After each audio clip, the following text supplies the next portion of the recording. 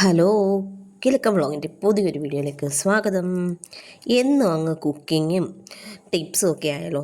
ഇന്ന് നമുക്കൊരു day in my life എന്ന് പറഞ്ഞാൽ മൊത്തത്തിലല്ല, കുറച്ച് ഭാഗങ്ങളൊക്കെ കാണാം. സാധാരണ എഴുന്നേൽക്കുന്ന പോലെ എഴുന്നേറ്റ് രാവിലെ ബ്രേക്ക്ഫാസ്റ്റും ഒക്കെ ഉണ്ടാക്കി എല്ലാവരെയും പറഞ്ഞു വിട്ടു. ഇന്ന് മോൻ സ്കൂളിൽ പോയിട്ടില്ല.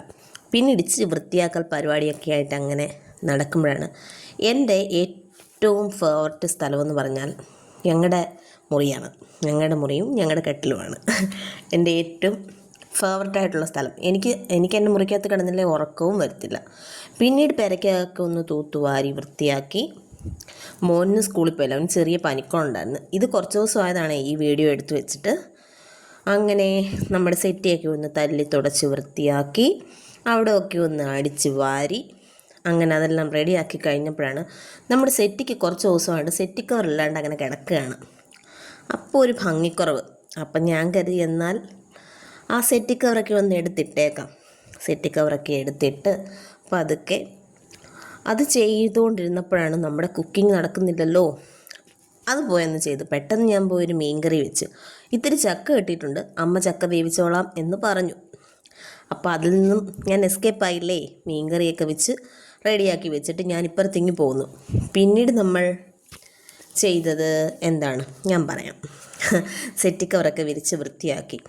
പിന്നീട് ഞാൻ നിങ്ങളോട് ചോദിക്കണമെന്ന് വിചാരിച്ചു, ഞാനൊരു സീരീസ് പോലെ നമ്മുടെ ഓണത്തിൻ്റെ ഫുഡൊക്കെ ഒരു സീരീസ് പോലെ ഓരോ ദിവസമായിട്ട് ചെയ്താലോ എന്ന് ഞാൻ വിചാരിക്കുകയാണ്. ഈ മീൻകറിയുടെ റെസിപ്പി ഒന്നും പറയാത്തത്, മീൻകറിയൊക്കെ വെക്കുന്ന റെസിപ്പികളൊക്കെ നമ്മുടെ ചാനലിൽ ഞാൻ ഒരുപാട് ഇട്ടിട്ടുണ്ട്. പല സൈസിലുള്ള മീൻകറികൾ.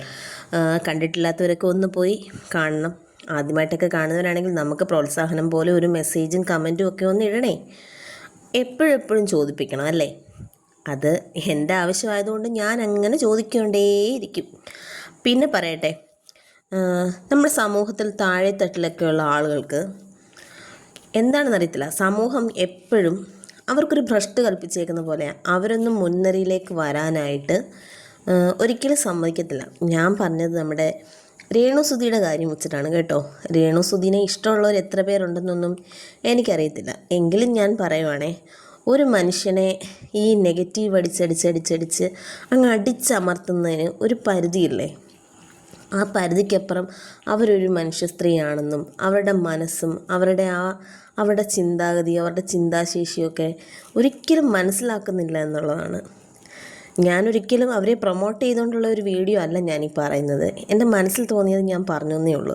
ആർക്കെങ്കിലും ഇതിൽ അഭിപ്രായ വ്യത്യാസം ഉണ്ടെന്നുണ്ടെങ്കിൽ ക്ഷമിച്ചേരെ. അങ്ങനെ നമ്മുടെ പരിപാടിയിലേക്ക് വരാം.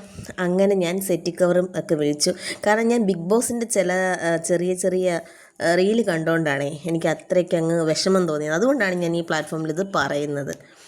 പറഞ്ഞത് ഇഷ്ടപ്പെട്ടില്ലാത്തവർ ക്ഷമിക്കുക. പിന്നെ ഇത്രയും ജോലിയൊക്കെ ചെയ്തതിന് ശേഷം നമ്മൾ സാധാരണ ചെയ്യുന്നത് പോലെ തന്നെ ഞാൻ എനിക്കുള്ള ചോറുമൊക്കെ ആയിട്ട് അങ്ങ് കടയിലേക്ക് പോവുകയാണ് ചെയ്തത്.